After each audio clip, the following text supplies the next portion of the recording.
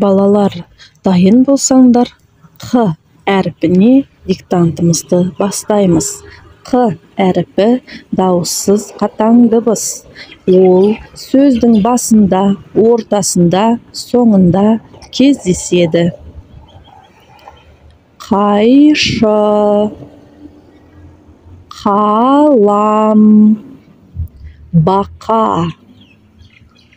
қораз, қызанақ, құлпынай, тауық, тарақ, қауын,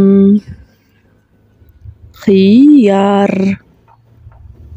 қолшатыр, орындық, қолғап, қонжық.